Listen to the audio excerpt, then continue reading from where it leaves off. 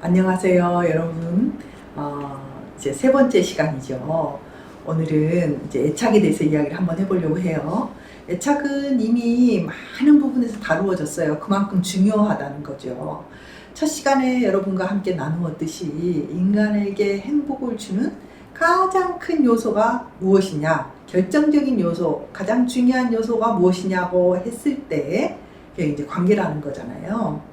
그런데 이제 이 관계는 실은 어떤 사람이 누구하고 굉장히 좋은 관계를 가지고 어떤 사람과는 되게 나쁜 관계를 가지고 뭐 그렇게 하는 것 같지만은 실은 사람과 이렇게 어태치가 되는 이렇게 관계를 깊은 관계를 이루는 데 있어서는 그 사람의 관계의 질은 이제 사람마다 결정이 돼 있다고 보는 거예요.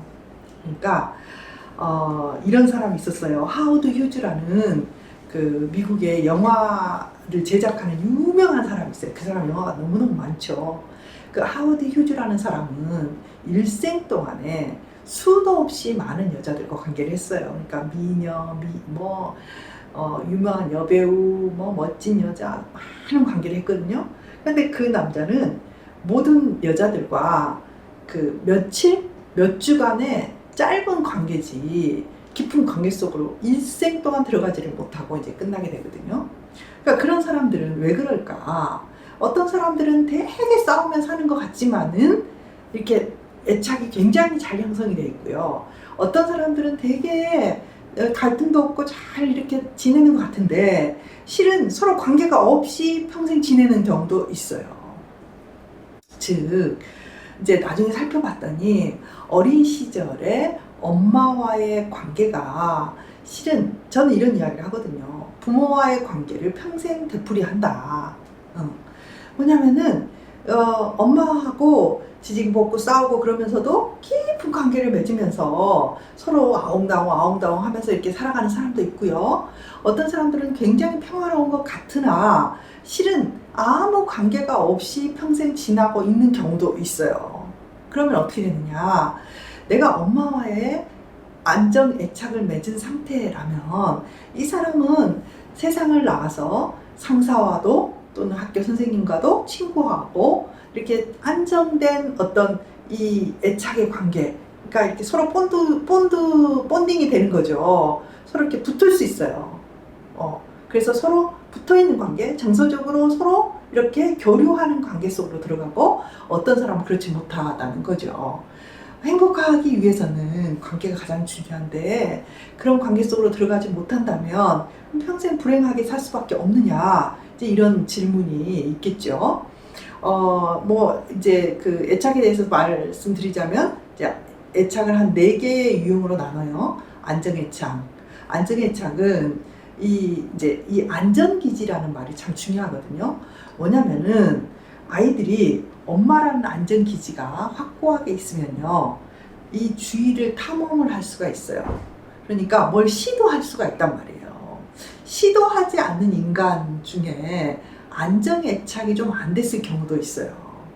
안정애착이 돼 있는 사람들은 원숭이의 실험 같은 데도 굉장히 많이 나오는데 이 엄마와 안정된 애착을 갖고 있고 엄마가 여기 있을 때 이 원숭이들은 계속 탐험을 해요. 그랬다가 이제 또 돌아와서 엄마 한번 보고 또 탐험을 떠나고, 이 인생도 똑같죠. 우리는 인생 자체가 이렇게 여러 가지 시도를 되게 필요로 하거든요.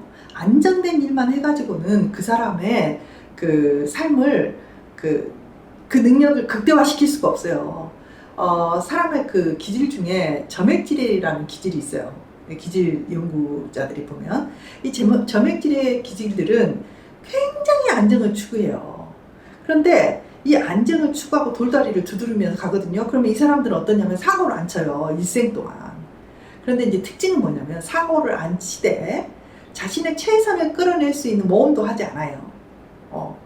어쨌든 기질도 그런 것처럼 이 안정애착이 돼 있는 사람들은 여러 가지 것들을 모험을 하고 돌아다닐 수 있어요. 그런데 안정애착이 되려면 어떻게 해야 되냐면 엄마가 아이를 이렇게 민감하게 보살필 수 있어야 돼요. 아이의 표정을 읽고 아이가 뭘 원하는지를 알아야 돼요. 그리고 아이가 지금 응아를 하고 싶은 건지 잠을 자고 싶은 건지 여기에 대해서 반응을 해줄 수 있어야 돼요. 그러면 아이는 어떻게 되냐면 이렇게 생각을 하게 돼요. 아, 우리 엄마는 나를 언제든지 도와주는 사람. 언제든지 내가 원하면 우리 엄마는 나의 말을 알아듣고 나에게 도움을 줄 수 있는 사람. 이렇게 생각을 하게 된다는 거죠. 그래서 이 아이는 뭘 해도 도움을 잘 요청을 해요. 그리고 뭘 하면서 사람들의, 그러니까 엄마에게만 도움을 요청하는 게 아니라 다른 사람에게도 도움을 요청하고 그들에게도 도움을 받을 수 있는 그런 상태가 돼요. 그렇기 때문에 삶의 어떤 성취를 이루기에 굉장히 적절한 어떤 관계성이 이제 패턴이 생기는 거죠. 불안정 회피형 애착이 있어요. 그 불안정 회피형 애착은 실은 처음에 실험을 시작했을 때 사람들이 이 불안정 회피형 애착을 보고 어떻게 생각을 했냐면 저들이야말로 가장 이렇게 정말 저렇게 키워야 돼 라고 심지어 생각을 했어요. 왜냐하면은 아인스워드의 시험을 보면 실험실에서 한 거는 그거거든요. 엄마와 함께 낯선 사람이 있고 그 낯선 사람이 있는 상태에서 엄마가 밖으로 나가는 거였거든요. 그런데 이제 안정애착을 보이는 애들은 엄마가 나갔을 때 당황하고 막 조금 울어요. 그런데 이 불안정 회피형 애착의 아이들은 엄마가 나갔을 때도 그다지 울지도 않고 엄마가 돌아왔을 때도 의연하게 딱 있더라는 거예요. 그러니까 와, 이 아이들이야말로 정말 뭐 이렇게 안정되게 키워야 되겠다. 굉장히 안정감 있게 보이거든요. 그래서 나중에 이제 그 안정감이 있다고 생각을 했는데 나중에 이제 이 아이들을 연구를 해봤더니 이 생리 측정을 해봤단 말이에요. 침이나 이런 거를. 그래서 측정을 해봤더니 이 아이들이 겉으로는 굉장히 평온하게 보이는데 이 아이들 속에서 스트레스는 엄청나게 높았던 거예요. 그래서 막 코르티솔이라고 이제 그 스트레스 받을 때 나오는 호르몬들이 있거든요. 그 호르몬이 어마무시하게 나오고 있는데 겉으로는 평온하게 있는 거예요. 그럼 얘들이 왜 이러느냐? 이 아이들은 엄마에게 기대를 별로 안 하는 거죠. 엄마가 나를 도와줄 거라고 기대 안 하고 기대가 많이 없어졌어요. 그래서 엄마가 들어와도 그만, 나가도 그만인 상태인 거죠. 그러니까 이런 아이들이 사회에서 있으면은 되게 안정되게 보이고 아주 고요하게 보이고 안정감 있게 보이지만은 이 사람들의 내면에서는 엄청난 사투가 이루어지고 있는 거예요. 그러니까 사람이 어때야 되냐면은 외부에 이렇게 자극이 오잖아요. 그럼 힘들 때는 조금 힘들게 보이고 슬플 때는 좀 슬프게 보이고 이런 것들을 이렇게 타면서 파도를 타면서 그것들을 잘 흡수하고 잘 이렇게 처리를 해야 되거든요. 근데 회피형 애착이 불안정 회피형 애착들은 딱 있는 거죠. 그럼 속에서 막 스트레스가 욱욱욱 올라오는데도 겉으로는 어때요? 나타나지 않아요. 이 나타나지 않는 거에 좋은 게 아니에요. 아까 제가 첫 번째 시간에 그런 이야기 했잖아요. 연어 이야기 했잖아요. 속에서 막 그 치수는 높아지고 있는데 그것들이 적절하게 나 그것 때문에 힘들어. 그래서 내가 걱정돼 라고 말하면 이게 굉장히 어떤 효과를 가져오냐면 환기를 시킨다고 해요. 이런 스트레스나 막 꽉 차있는 연기 같은 그런 것들을 환기시키는 효과도 있고 또 그런 것을 말함으로 인해서 얘가 힘들구나 그런 걸 알아가지고 옆에 있는 사람 도와주기도 하고 그러거든요. 근데 이제 어떤 사람들이 이래요. 어느 날 사표를 탁 내요. 그러면 사람들이 그래 쟤 사표 낼 줄 알았어 뭐 이렇게 말할 수도 있는데 네가 왜 이렇게 말하는 경우가 많거든요. 갑자기 네가 왜 사표를 내? 아무도 몰랐어요. 그렇게 있는지. 이런 게 별로 좋지 않은 거죠. 근데 이 불안정 회피형들은 그런 경우가 많다는 거죠. 그 다음에 불안정 저항형, 양가형 애착은 뭐냐면은 엄마가 떠나갈 때도 엄청나게 울고 돌아올 때도 막 울음을 그치지 않고 엄마에게 떨어지지도 않고 이런 사람들이에요. 이 아이들은 아직은 회피형이 되기 전이라고 저는 보이거든요. 엄마가 이렇게 불안정하기는 하지만은 그래도 엄마에 대해서 기대를 하면서 엄마에게 얻기를 원하는 거죠. 그러나 엄마에 대해서는 안심할 수 없어요. 그러니까 언제 엄마가 떠날지 몰라. 안정애착은 우리 엄마는 언제나 돌아올 거야 하지만 이 저항형 애착들은 엄마를 믿을 수가 없어. 우리 엄마가 떠나면 안 올 수도 있어. 엄마가 나를 안 도와줄 수도 있어. 이런 생각을 하고 그렇지만 엄마를 기대하고 엄마에게 붙어 있고 엄마에게 뭔가를 하는 그런 경우예요. 근데 이제 이런 세 가지 애착이 처음에는 나왔는데 나중에는 이제 혼동 애착이라고 해가지고 다른 한 유형이 나왔어요. 어떤 유형이냐면은 아이들이 이렇게 엄마가 떠나갔을 때 뭔가 몸의 움직임을 막 뭔가 고개를 숙이고 있다든가 막 몸을 떤다든지 뭔가 이렇게 운동을 심하게 하는 아이들이 이렇게 나왔어요. 그 아이들은 나중에 보니까 이런 어떤 그 스트레스를 너무 이기지를 못해서 이제 우리가 그렇거든요. 어떤 것들을 이렇게 너무 에너지가 너무 힘들면 행동화를 해서 그거를 이렇게 그 중화시키려는 거예요. 그래서 이 아이들은 처음에는 이게 회피형인가? 뭐 이렇게 생각을 했는데 나중에 보니까 이 아이들은 실은 이 스트레스에 거의 막 압도되다시피 하면서 그것들을 이기려고 고개를 막 숙인다든지 손을 흔든다든지 뭔가 이렇게 몸을 막 움직이는 그런 아이들이 있었어요. 나중에 보니까 이 아이들이 애착은 실은 엄마에게 달려있는 거거든요. 아이보다는 엄마가 얼마나 정신적으로 건강한가, 엄마가 얼마나 아이에게 잘 반응할 수 있는 애민성을 갖고 있는가 뭐 이런 것에 달려 있는데 이 유형의 아이들은 나중에 봤더니 엄마들이 심각한 트라우마를 겪고 있거나 아무튼 어려워서 아주 산후 우울증이라든지 이런 게 심각하게 걸려 있는 경우 이 아이들이 그런 것들에 노출되어 있고 굉장히 이런 것들을 소화시킬 수 있는 능력이 지금 너무 낮아서 그렇게 이 아인스워즈의 이 실험실에서의 이 약간 별로 그렇게 큰 스트레스가 아닌 상황이 아이들에게는 엄청난 스트레스로 압도시키는 그런 경우였다고 이렇게 나옵니다. 여러분 어린 시절에 엄마가 애착을 형성하는 것은 아이들의 일생의 관계에 굉장히 깊은 영향을 줄 만큼 커요. 그래서 실은 이것 때문에 이제 나중에 연애를 할 때도 부부관계를 할 때도 굉장한 갈등들이 이제 반복되고 이혼하거나 불행한 관계를 맺게 되는 경우가 아주 많아요. 그렇다면 이제 이런 것에 우리가 주목할 필요가 있잖아요. 그렇다면 도대체 이런 그 수레바퀴 속에서 이런 패턴 속에서 우리는 빠져나올 수가 없는 것인가?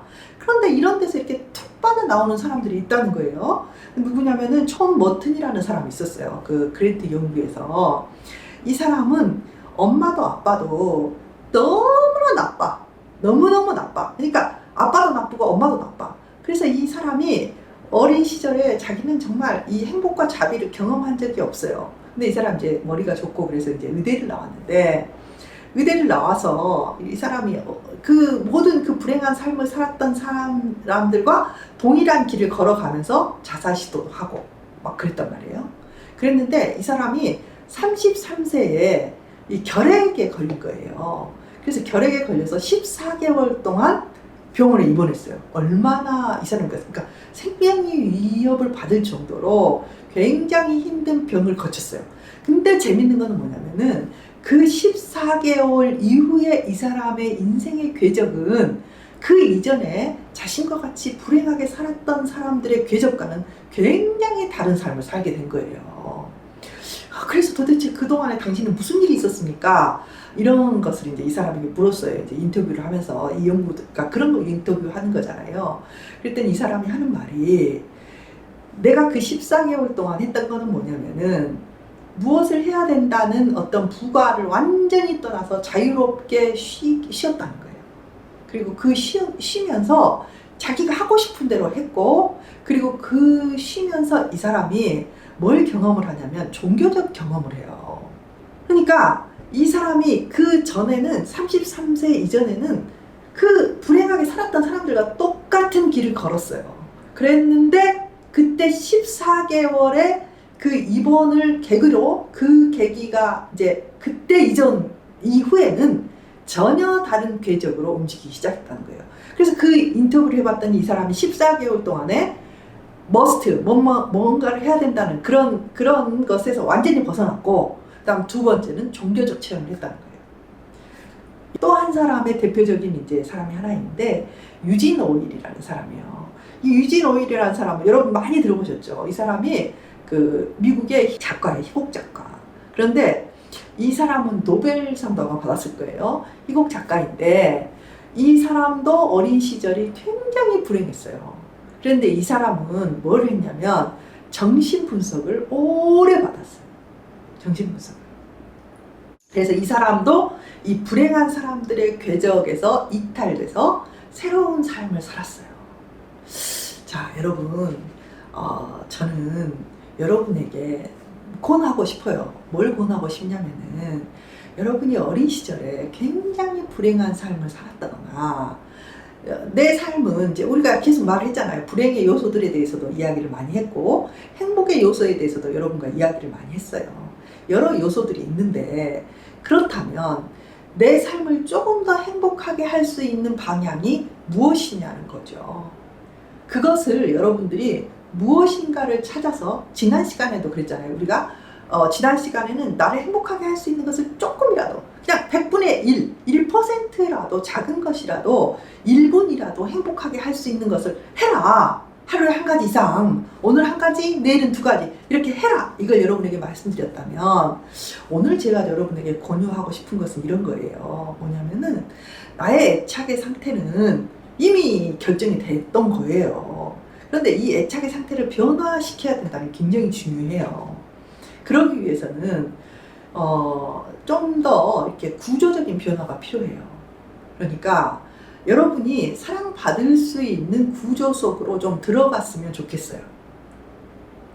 종교를 갖는 거 저는 정말 여러분에게 권하고 싶어요. 그런 데는 여러분들이 이제 가서 적응할 때 여러분을 도와줄 수 있는 요소들이 굉장히 많아요. 또 그것만 그러느냐? 아니죠. 좋은 단체들이 있어요. 봉사단체. 또는 뭐 유기견 보호센터. 뭐라도 좋으니까 여러분과 좋은 관계를 나눌 수 있는 어떤 서클을 만들어가는 것이 너무너무 중요해요. 이 연구에서는 뭐라고 하냐면은 47세 이전의 관계라는 거예요. 그러니까 47세 이후에는 이렇게 깊은 애착의 관계를 맺기가 좀 힘들대요. 그러니까 될 수 있으면 젊었을 때 더 깊은 관계를 만들기 위해서 노력해야 돼요. 여러분이 돈만 벌기 위해서, 뭐 직업에 성공하기 위해서만 노력하는 게 아니라 여러분의 애착의 서클들을 조금씩 만들어야 돼요. 인간관계를 만들어야 돼요. 이 인간관계는 건물의 기둥하고 같아요. 건물에 큰 기둥이 좀 많이 있어야 지진이 나도 이게 버티잖아요. 여러분이 적어도 기둥에 몇 개는 있어야 여러분의 인생이 이쪽 기둥이 흔들릴 때도 있고 저쪽 기둥이 흔들릴 때도 있고, 그런 것처럼 우리 인생에 지진이 있어요. 항상. 여러분, 지진이라는 게 무슨 사건으로만 오는 게 아니라 여러분의 사춘기의 지진처럼 중년기의 지진이 있고요. 노년기의 지진이 있고, 그때마다 인간의 발달 가운데 일어나는 굉장히 강력한 흔들림들이 있단 말이에요. 그래서 그런 것들에 대비한 관계의 기둥들을 여러분 만들어 나가는데 절대로 소홀하면 안 돼요. 또 한편으로는 여러분이 이제 50대, 60대, 70대라면 여러분에게 있는 기둥들이 있잖아요. 관계의 기둥들. 이 기둥들을 보완하고 지금까지 맺어져 있는 관계들을 기분 나쁘다 그래서 안 만나! 끝장이야! 뭐 이런 거는 절대로 하면 안 돼요. 여러분이 지금 기존에 있는 관계 하나하나들을 굳건하게 만들어 나가고 그들을 사랑하고 그들에게 헌신하는 것들에 대해서 여러분이 정말로 관심을 기울여야 돼요. 그것이 여러분의 관계를 또는 여러분의 애착의 질을 높이는 굉장히 중요한 방법이라고 볼 수 있습니다. 여러분, 오늘의 이 주제는 실은 되게 무거운 것이고 이렇게 짧은 강의로 할 수 없을 수도 있지만은 우리의 주고 있는 힌트는 뭐냐면 우리에게 있어서 관계의 기둥을 반드시 구축해야 된다. 여러분이 어떤 나이에 있든지 간에 그런 것들입니다. 여러분 잘 들으셨나요? 오늘도 행복을 위해서, 여러분의 건강한 삶을 위해서 꼭 기억하시기를 바라고요. 우리는 다음 시간에 또 만나 봬요.